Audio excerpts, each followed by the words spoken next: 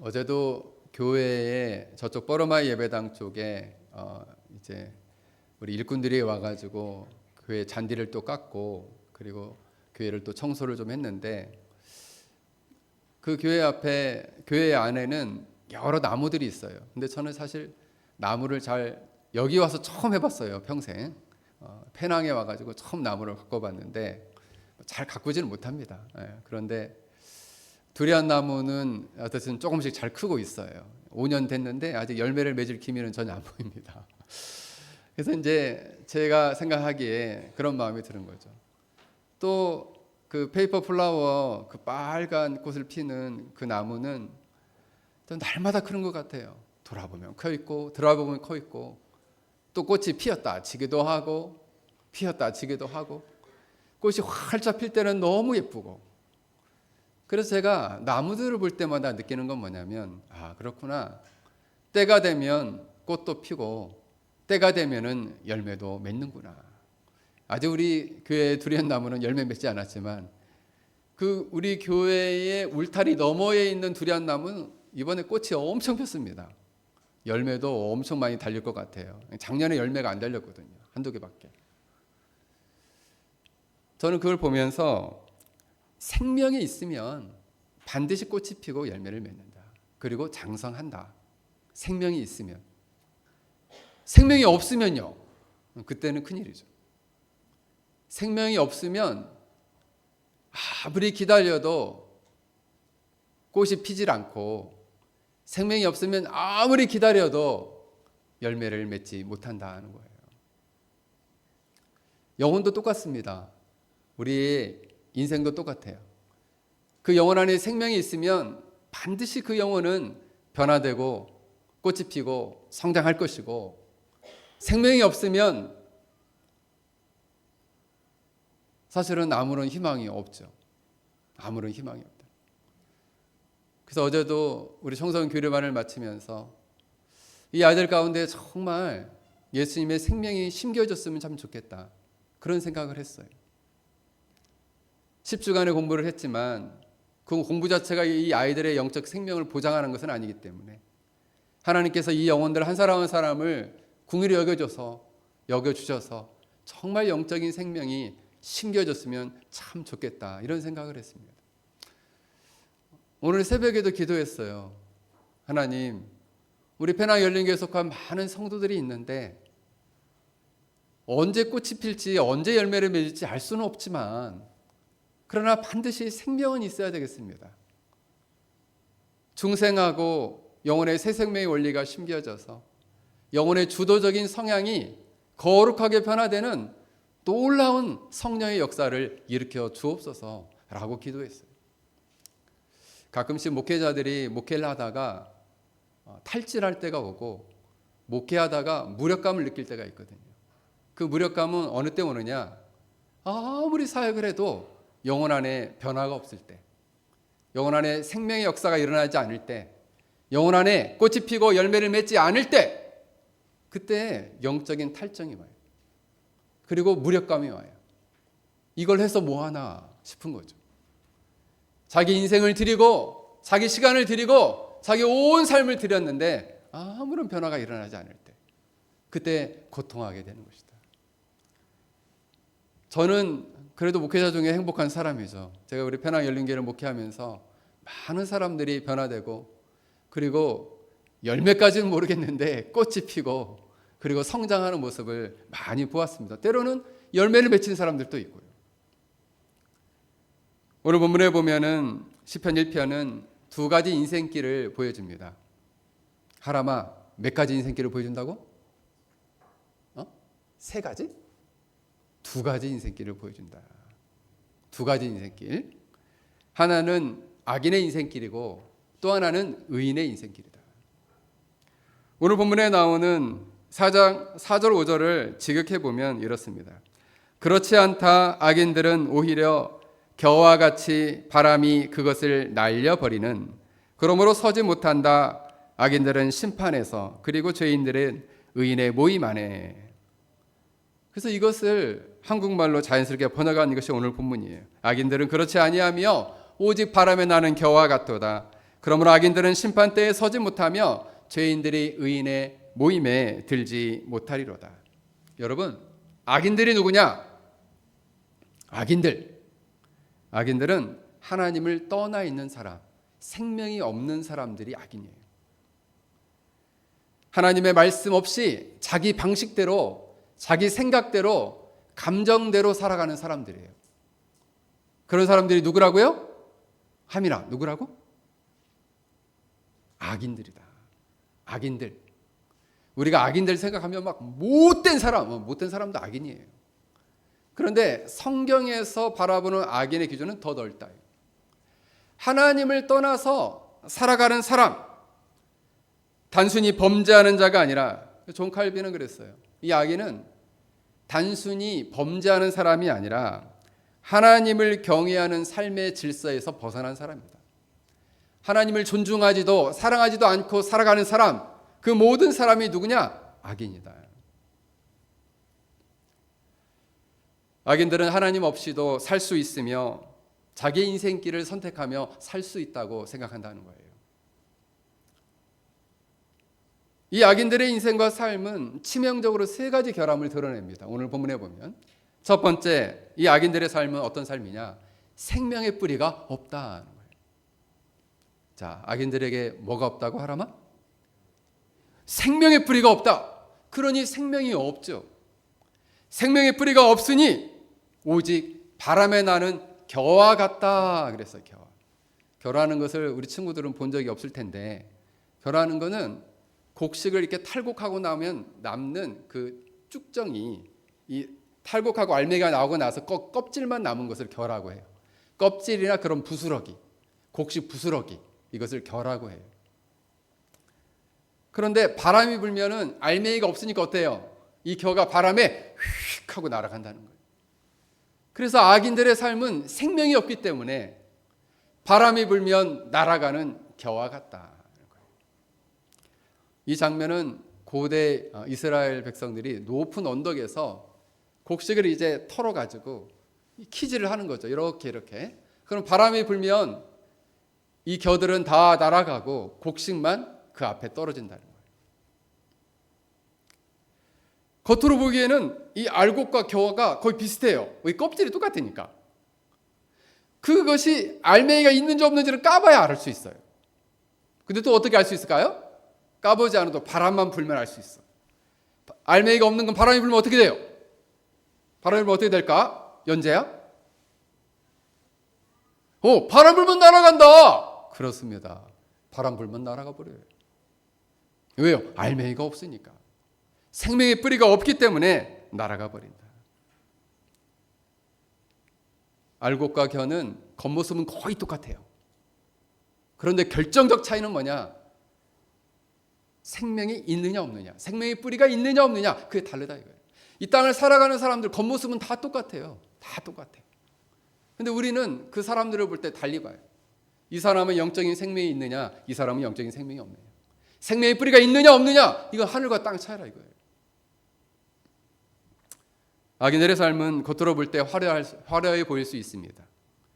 권력을 가진 사람도 있을 수 있고, 많은 재물을 소유한 사람도 있을 수 있고, 세상에서 인플루언서여서 큰 영향력을 가진 사람이 있을 수 있어요. 그러나 그 사람이 하나님을 경외하고 사랑하고 하나님을 존중하지 않고 살아간다면 그 사람은 바람에 나는 겨와 같다.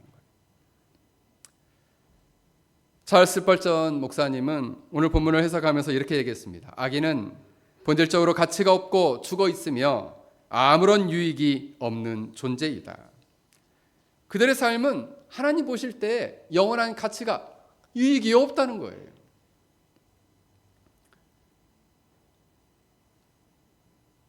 겉으로 번성해 보이지만, 사람들의 존경을 받지만, 그러나 정작 그는 하나님께 떠나 있음으로 말미암아 하나님 앞에서는 가치가 없는 존재로 여겨진다는 거예요.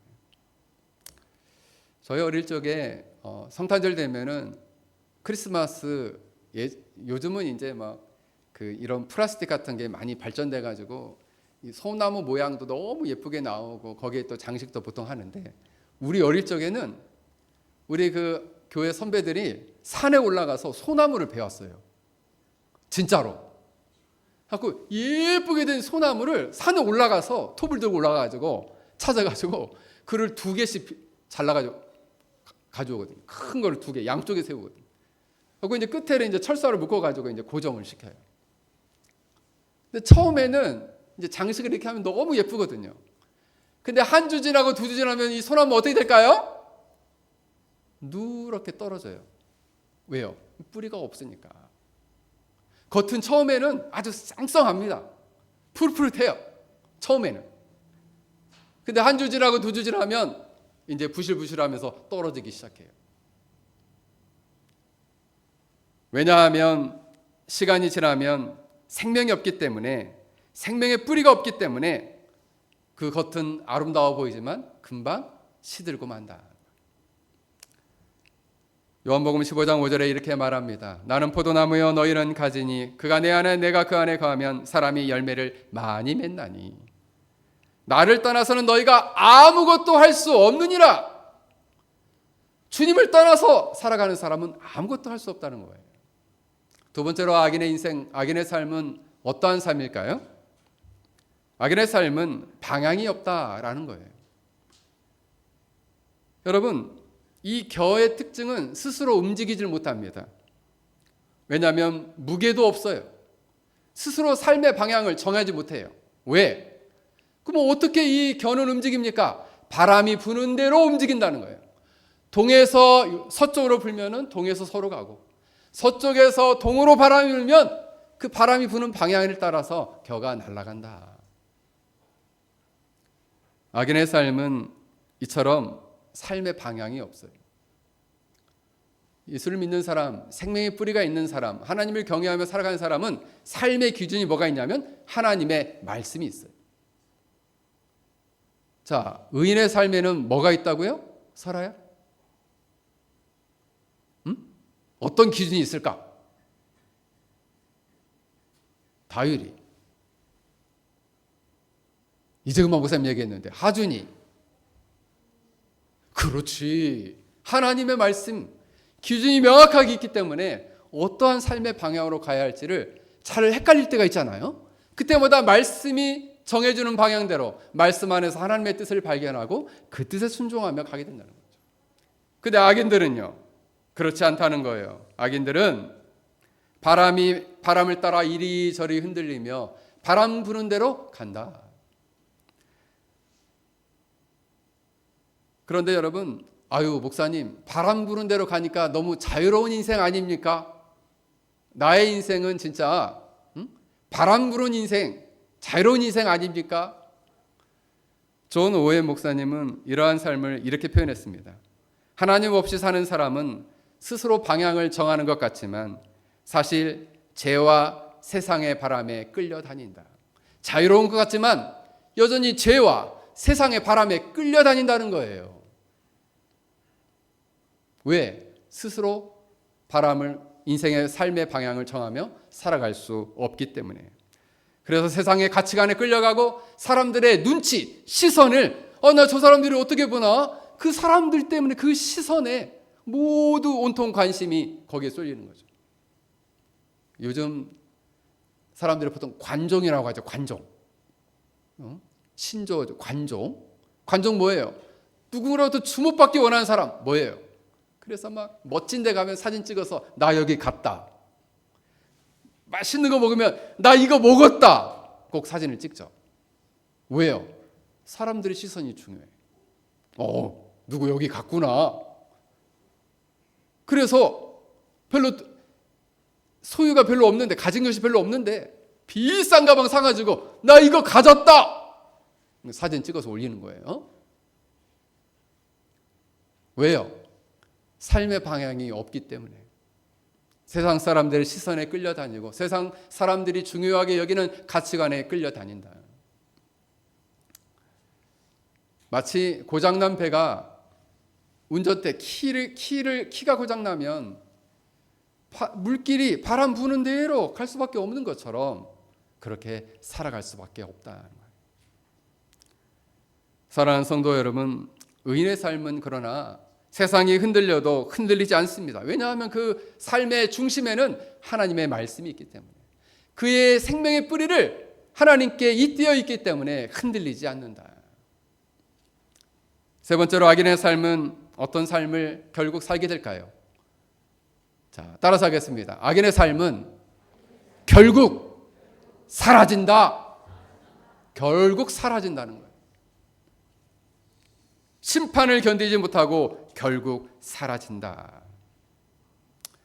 찰스 스펄전 목사님은 이렇게 말했습니다. 악인은 잠시 세상을 가득 채우는 것처럼 보인다. 그러나 하나님의 바람이 불 때 그들의 흔적조차 남지 않는다. 우리 어릴 적에 진짜 탈곡을 하잖아요. 그러면은 이제 남은 이제 그 쭉정이들을 모아요. 이렇게 모아놓고 그걸 어떻게 하냐면, 쓸모가 없으니까 어떻게 하냐면 성냥으로 불을 탁 붙여요. 그러면 왜 쓸모가 없으니까 불을 딱 붙이거든요. 붙이면 이게 바람이 불면 진짜 잘 타요. 그래서 바람을 이렇게 후 하고 불면은 불이 확 일어나면서 타버려요. 그리고 나중에 뭐만 남느냐? 재만 남아요. 연기하고 재만 나가지고 바람이 휙 불면 그 연기와 재가 싹 하고 사라져 버려요. 악인의 인생은 이처럼 결국 사라지는 인생이 된다는 거예요. 이 땅에서 성공하고 그리고 이 땅에서 많은 사람들에게 영향을 미친 것처럼 보이지만 결국 그처럼 사라지는 연기와 같은 인생으로 전락하게 된다는 거예요.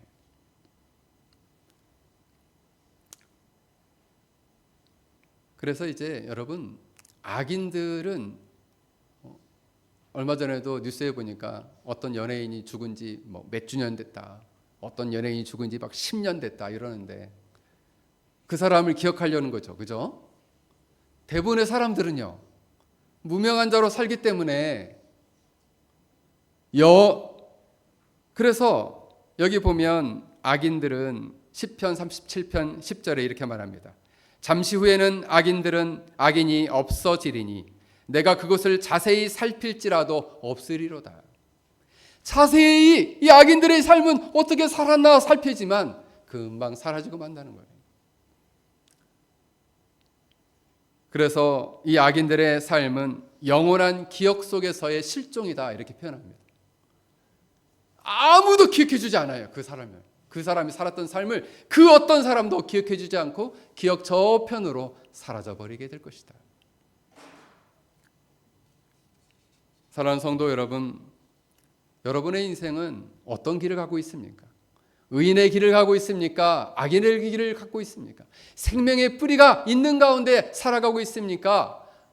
삶의 방향이 있는 가운데 살아가고 있습니까? 아니면 의미 있고 가치 있는 인생의 길을 가고 있습니까? 아니면 이처럼 사라져버리는 악인의 길을 가고 있습니까? 그렇다면 반면에 의인의 길은 어떠한 길인가? 오늘 시편 1편 6절에 보면 이렇게 말합니다. 무릇 의인의 길은 여호와께서 인정하시나 악인의 길은 망하리로다. 여호와께서 인정하시는 길, 그게 바로 의인의 길이다. 그럼 목사님, 의인은 누굽니까? 의인은 누구냐? 하나님과 올바른 관계 속에서 살아가는 사람입니다. 의인은 죄를 회개하고 예수님을 구원주요 하나님의 아들이요 하나님과 우리 사이의 관계를 회복시키시는 유일한 중보자로 믿는 사람들, 그 믿음으로 말미암아 의롭다 하심을 받고 하나님을 따라가는 삶, 한마디로 말하면 영적 생명이 있는 자죠.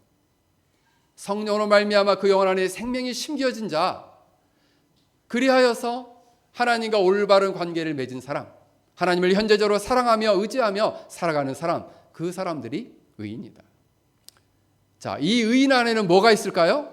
우리 재원이 한번 얘기해봐. 의인 안에, 마음 안에 뭐가 있을까?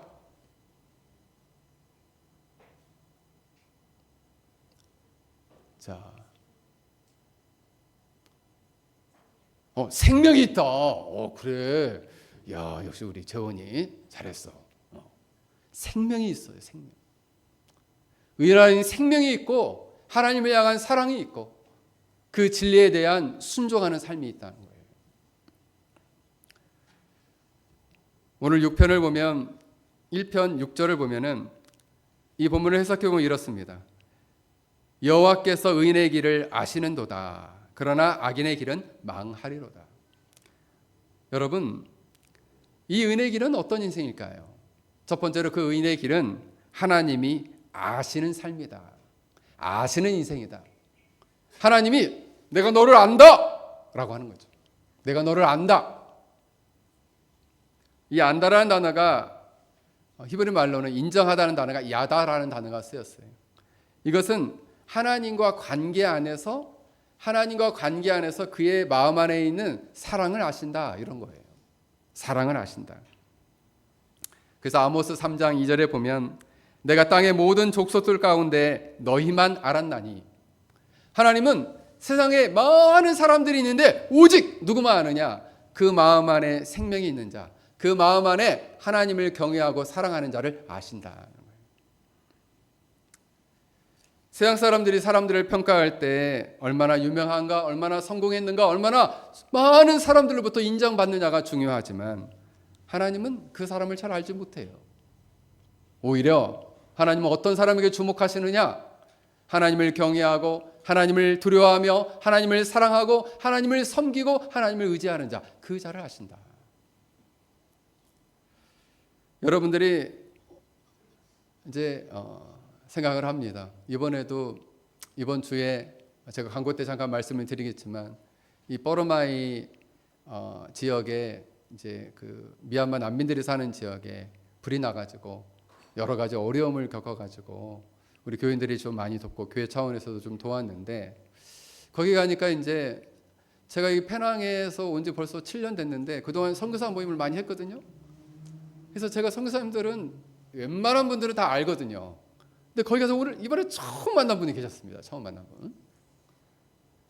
그러니까 그 어려운 지역에서 정말 이름도 없이 빛도 없이 이렇게 수고하고 있더라는 거예요. 그래서 센터를 이제 들어가게 됐는데 그 센터를 들어가니까 엄청 덥더라고. 양철로 지은 센터여가지고 거기에서 에어컨도 없이 선풍기도 없이 거기에서 아이들을 가르치고 돌보고 있더라 이거예요. 그래서 참 귀하다, 그런 생각이 들었습니다. 그 양철로 지니까 막 지붕도 다 뻥뻥 다 뚫려 있고 벽도 다 밖이 다 보이고 그렇습니다. 이 벽과 벽의 틈이 있어요. 그래서 밖이 보여. 그 안에서 그렇게 땀 흘리면서 수고하는 사람들이 있더라. 그걸 누가 알아주겠어요? 세상 사람들은 아이고 저 사람 그냥 미얀마 난민들을 위해서 엄청 고생하신다. 세상 사람들은 안 알아줘. 누가 알아줘요 그거를? 엄청 고생하시네.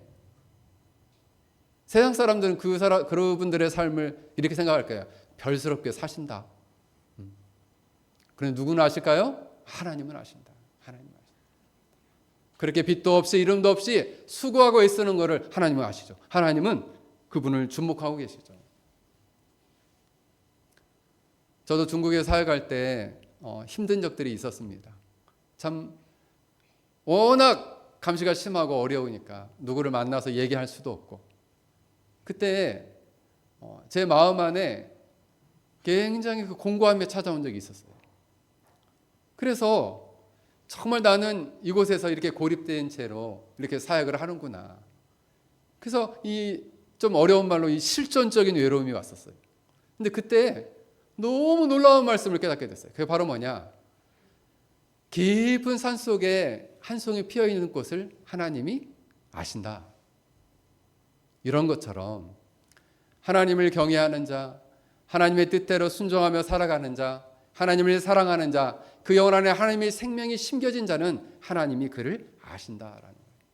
이름 없는 꽃과 같이 들판에 핀 이름 없는 그런 이름 모를 꽃과 같은 인생을 살아간다 할지라도 하나님을 사랑하고 하나님을 의지하고 하나님과 동행하는 자는 하나님이 아신다. 사랑하는 성도 여러분, 의인의 삶은 그렇습니다. 누가 알아주지 않아도 하나님은 알아주세요. 그 어려운 지역에 살아가는 분들, 하나님 나라에서는 큰 분들이에요. 하나님 나라에는 큰 기둥과 같은 분들이에요. 그런 사람들을 하나님은 아시고 바라보신다는 거죠. 둘째로 하나님은 이런 의인들의 삶을 아실 뿐만 아니라 그들의 삶을 지키시고 보호하시고 인도하신다는 거예요. 하나님은 여러분 의인들을 그냥 버려두지 아니하십니다. 물론 때때로 그 의인들이 고난을 당할 수 있죠. 어려움을 당할 수 있습니다.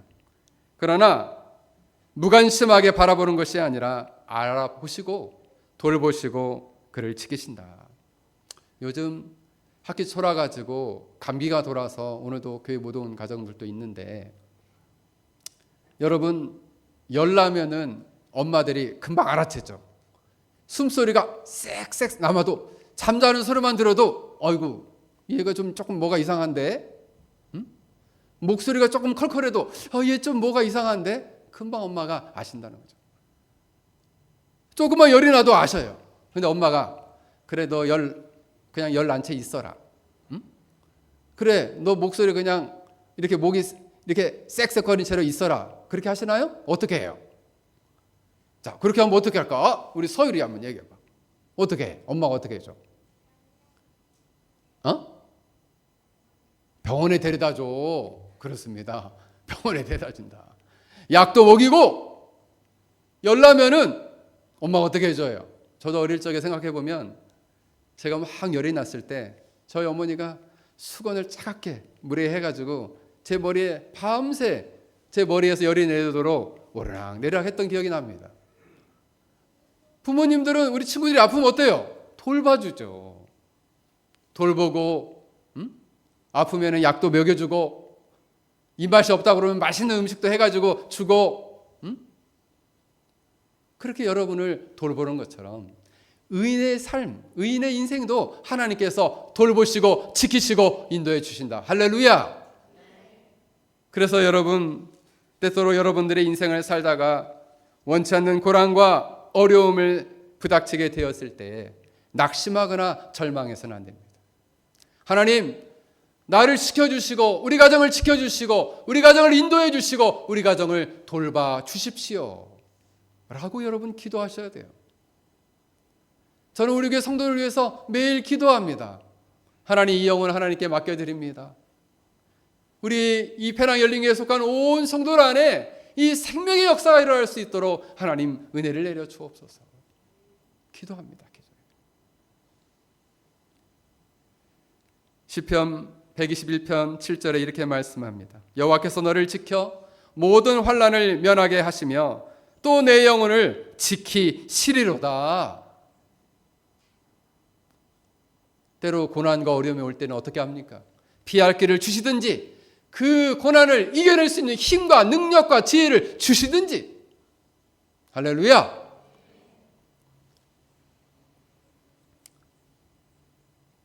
존 오웬은 이렇게 말했습니다. 성도의 삶은 자기의 힘으로 유지되는 것이 아니라 하나님의 손에 붙들린 삶이다. 그래서 시편 37편 23절 24절에 이렇게 말씀합니다. 여호와께서 사람의 걸음을 정하시고 그의 길을 기뻐하시나니 그는 넘어지나 아주 엎드러지지 아니함은 여호와께서 그의 손으로 붙드심이로다. 할렐루야. 넘어지긴 한다는 거예요. 그냥 절푸덕하고 아이구야 하고 넘어지기는 한다는 거죠. 그런데요 완전히 엎드러지지 않도록 붙들어 준다는 거예요. 왜요? 하나님 여러분 하나님의 자녀고 하나님은 여러분의 영적인 아버지시잖아요. 그러니 당연히 자식이 엎드러지면 붙들어 주죠. 힘들다고 하면 그 힘든 문제를 해결해 주시죠. 때때로 고난을 겪을 때 그래 이 고난이 너한테 필요하면 좀 네가 견뎌봐라. 저도 그런 생각을 합니다. 이번에 저희 아들이 이제 3월 말에 아프리카 우간다로 단기 선교 1년 이제 기아대책에서 단기 선교사로 가게 됐는데 이제 아들도 다 컸어요. 27이에요. 그리고 그 지역에 가면 쉽지는 않겠죠.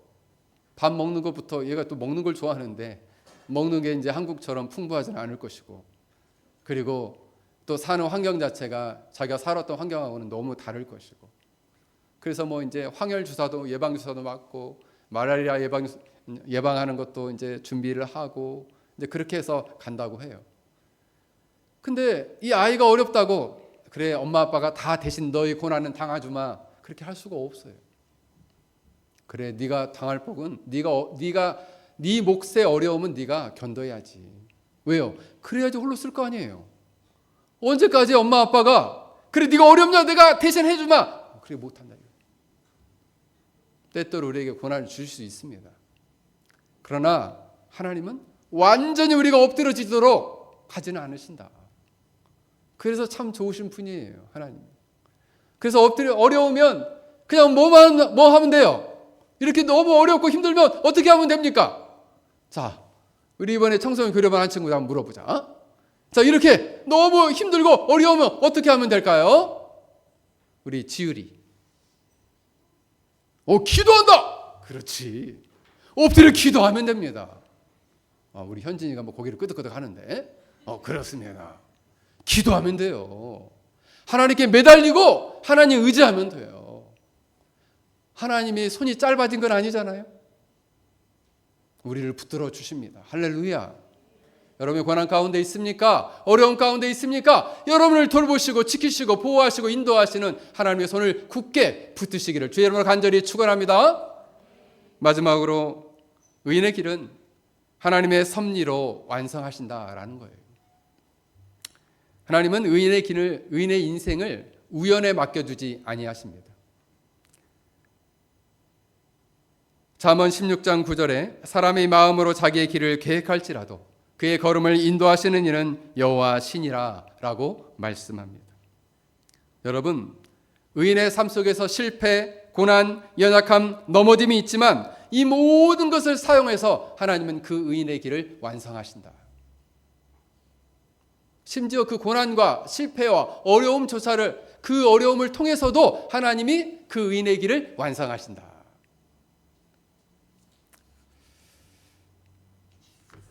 그런데 현재적으로는 그 고난과 어려움의 의미를 모를 수 있어요. 그러나 마지막에 뭘 알 수 있느냐? 하나님이 가장 선한 것으로 주시고 그것을 완성하신다라는 믿음을 우리에게 주신다는 거예요.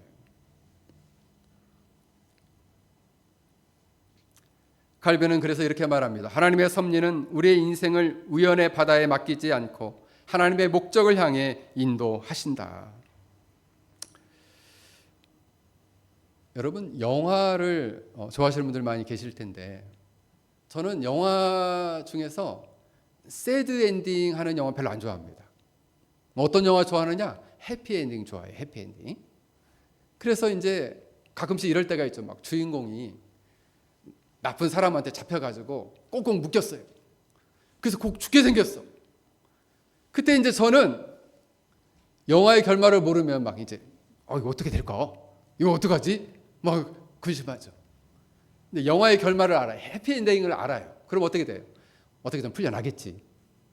누군가 도와주든지 본인이 갑자기 이 끈을 탁 하고 풀고 일어나든지 어떻게든지 이것을 돌파하고 극복할 수 있겠지. 여러분, 의인의 길의 끝은 해피엔딩이에요. 하나님이 최종적으로 가장 선한 것으로 완성해 주실 거예요. 로마서 8장 30절에 또 미리 정하신 그들을 또한 부르시고 부르신 그들을 또한 의롭다 하시고 의롭다 하신 그들을 또한 영화롭게 하셨느니라. 그들을 결국에는 영화롭게 의롭게 하실 뿐만 아니라 영화롭게 하실 거예요. 그렇기 때문에 중간에 상처받고 총에 맞고 그리고 칼에 맞고 쓰러지고 피 흘리고 눈물 흘리고 땀을 흘려도 결국에는 해피엔딩으로 끝날 것이다 라는 믿음이 있다는 거죠. 왜? 우리 인생의 감독은 누구시냐면 하나님이세요. 우리 인생이라는 영화의 감독은 하나님이시기 때문에 그 하나님께서 의인의 길은 해피엔딩으로 마무리해 주실 것을 우리는 믿음으로 믿습니다. 할렐루야! 여러분들이 이러한 믿음을 가지고 살아가야 합니다. 목사님 지금 너무 고난이 오고 힘듭니다. 아니에요. 그 고난을 통해서 하나님은 여러분의 믿음과 여러분의 신앙을 완성해 가실 거예요. 다만 그 고난을 견딜 때 힘은 들겠죠. 그래서 더 하나님을 의지하고 더 하나님께 나아가 부르짖으며 간구하며 기도해야 된다. 그런데 가장 걱정스러운 사람은 어떤 사람입니까? 기도할 때, 기도해야 할 때 기도하지 않는 사람. 제일 걱정되죠.